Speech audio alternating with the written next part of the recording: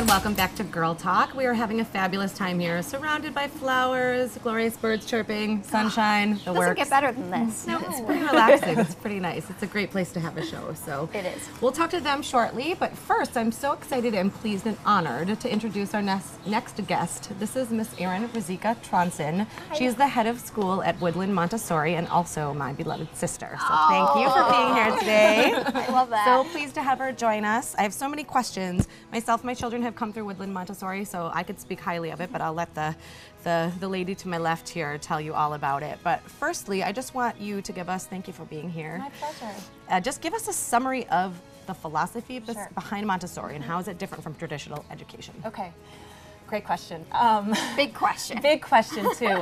You know, I'm going to start with just kind of knocking off the tenets. So it's a child-led philosophy and a child-centered philosophy, where a traditional classroom is more teacher-centered and teacher-led. So even like when you think of a traditional classroom with rows of desks, you know, facing the teacher, in a Montessori setting, there will be children kind of leading the experience and acting on the environment, and the teachers are more like guides, and they kind of recede into the background and they challenge the child and kind of stretch their knowledge and try to bring them to that next material or that next lesson that's going to engage them.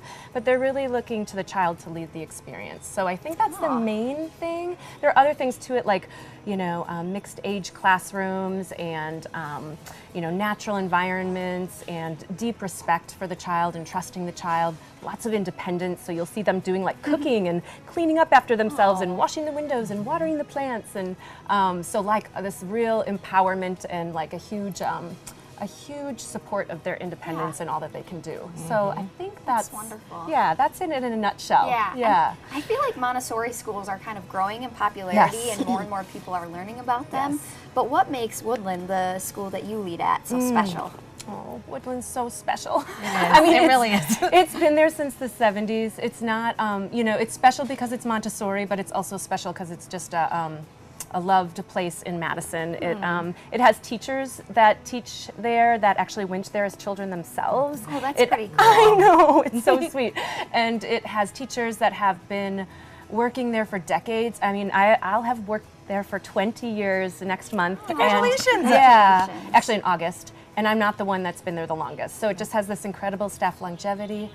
But also we have some special focuses. In addition to being a Montessori school, we focus on environmental stewardship and like diversity and equity issues, and then working with children with special needs. So we are at this point in our kind of growth as an organization that we really want to give back to the community, and so we do it by really focusing on those three things, in addition to being a Montessori school. So I think that's what makes us special, just the kind of longevity that we have in the community. We have parents that went there as children and now are sending their children there, and I don't know, it's just a really sweet little community. That's so cool. So not only does Woodland have that longevity, but Montessori itself has been successful for over 100 years. So it's not really anything new. No. And I do love the idea of creating these independent thinkers. That's super exciting. Yeah. So if this is maybe new for some viewers and they're interested, how do they get their child into a Montessori school? Yeah, I'd say a couple things just off the bat. First of all, you're going to want to make sure, like you alluded to, Montessori is kind of exploding again. It kind of goes in and out of popularity, and it's exploding again because it's the kind of minds that the world wants right now, right? It's like people that can think, you know, innovatively and see 7 different solutions to the same like question.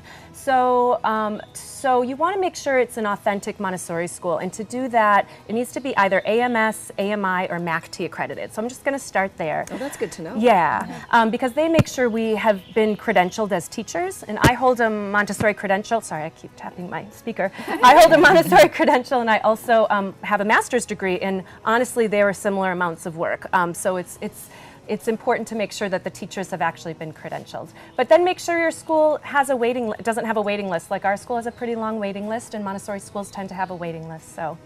Also good to know. Yeah. Yes, there is so much more to know about Montessori and Woodland. If you're interested, they have a beautiful website, Facebook page, or you can always just call the school as well. Miss Erin Rizika Tronson, my sister, so proud of you. Thank you for being with us today. My pleasure. Join us for more after the break for more Girl Talk.